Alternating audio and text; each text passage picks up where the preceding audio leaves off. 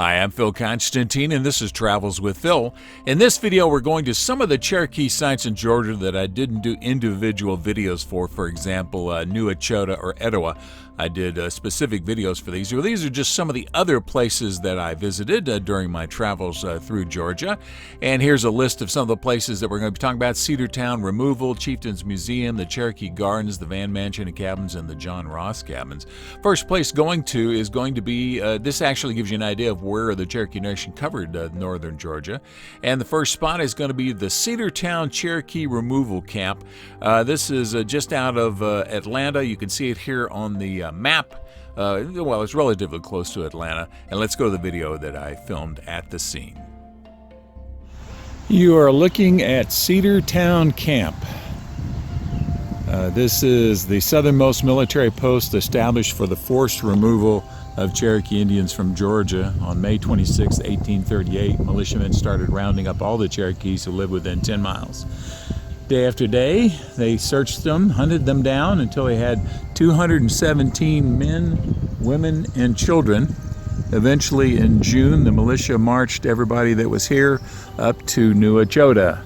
But there was a total of approximately 200 Cherokees taken from this area in less than roughly 1 month here. And again, this is just a little bit northwest of Atlanta and in the city of Cedartown in Georgia. And this was all part of the Trail of Tears, or the Trail Where They Cried, which it literally translates to from the Cherokee. And they have some a few signs out there, but they're actually very good, very useful. They have lots of information out there, give you some idea of what went on, some of the people that were involved. Has some pictures or drawings, sketchings of what some of the old cabins may have looked like, and then a map here showing you the generalized area there. Now going over to the Vann Historic Site. This is one of the folks that was a very prosperous. He was also a chief. Let's go to the video I shot there. All right, more Travels with Phil at the Vann house. This is it right here, and that is the real thing. It changed hands many times before it became a state park, but this is where the Vanns once lived before the Trail of Tears. Travels with Phil continues. We're in the Vann house, and this is out of Chatsworth, Georgia, and they have a really nice museum in here that shows lots of different things. Typical Cherokee home there, information about James Vann building the house, and he helped sponsor the mission in Spring Place. Then Joseph Vann, the Vann dynasty, then the removal, things that were left behind, and part of other parts of the Cherokee Nation, Trail of Tears. And then what happened with the Vanns as they moved west. The younger one died when the boiler and the paddle wheel there exploded. And then Spring Place is the town after the Vanns got through, and then modern Cherokees. In fact, you can hear Tommy there in the background. Tommy Wildcat, that is. There's former Chief Ross Swimmer, or not Ross Swimmer, Chad Smith. And there's Jack Baker, at large representative, and a few other folks up here that you may recognize. For those of you who have ever been to one of our picnics, the earlier ones, you may recognize this iron pot. Well, this is a typical one. This is an actual one from the 1830s, according to the legend down here. I'll zoom in on that if I can. It says it came from a family that traveled on the Trail of Tears but couldn't make it all the way, and they traded it away, and eventually it got discovered and brought back here to this facility. But we do have at least one of these pots around, or we did have one here. Not an original, but and a replica. So, a iron pot. And they do have lots of stuff. Let's go inside the Vann house here. It's really pretty large. You go through on a tour, so they tell you all about it.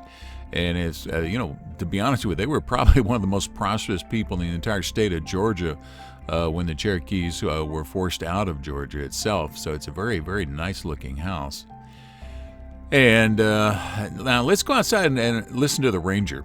Okay, the cabin, the dwelling house came from Talking Rock, Georgia. And then the small tool shed, that came from Murray County. And then on the far side, that came from Whitfield County near Dalton, Georgia, a place called Lake Francis. So all of these are within, a 35-mile radius of Vann's home, but they weren't here on Vann's property. This is one of the actual Cherokee homes.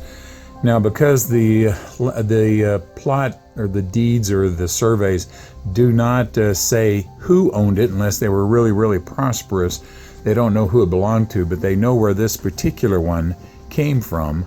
And so this is the inside of a genuine home. Now, it wasn't on the property here. This is still at the Vann House Museum. It was not from this particular location, but they did bring it here. And again, this is a genuine home from the period just before the Trail of Tears.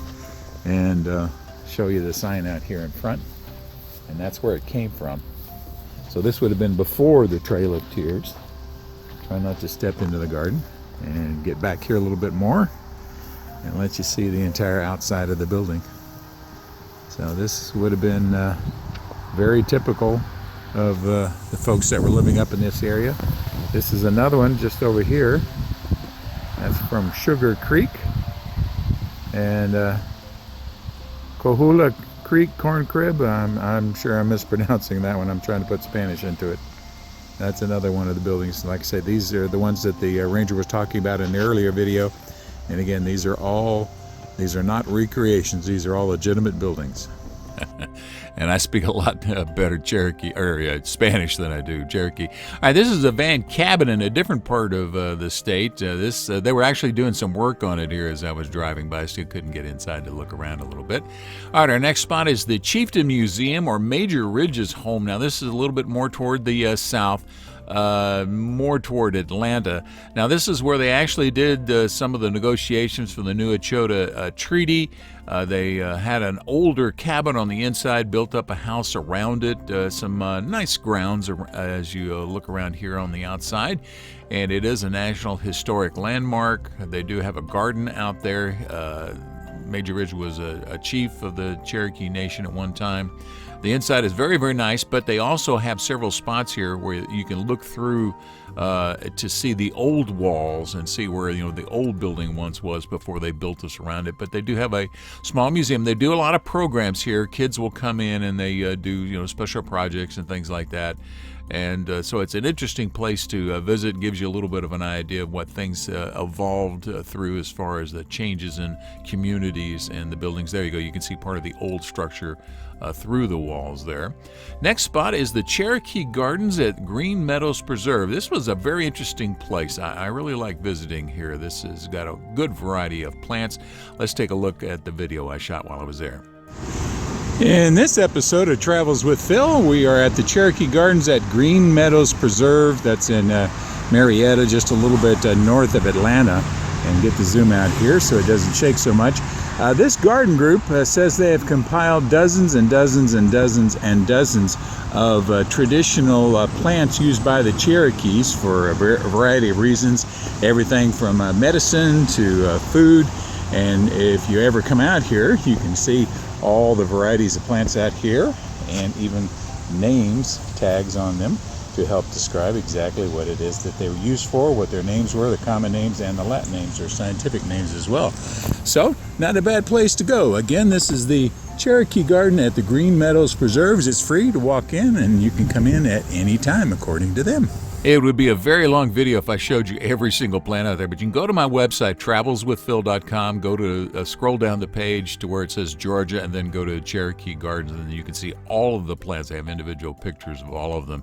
So this is a very well tended facility out here. And our next spot here is John Ross's house. This is just a rock's throw from the Tennessee border. Let's go to the video. Travels with Phil continues in Chattanooga. This is John Ross's house. And they got a big fence around it. They're not open for the summer. So You hear a lot of geese. There's some sort of pond or old quarry over there to the left-hand side. But this is the house itself. In an urban neighborhood now. But according to the sign, which is behind some tree or behind some plants, which you can't see anymore. This is his place. Let me see if I can zoom in on that a little bit. There's the sign right behind some tree, or right behind some bushes. They're pretty flowers, but can't read the sign anymore. So John Ross's house, Chattanooga. Actually, Rossville, a rock's throw from Chattanooga in Tennessee. It's in Georgia. Thank you very much for watching this video. Please feel free to leave comments down below as long as the language is family friendly. And if you would like to subscribe to my channel, just click on the button over on the right hand side. Thank you very much.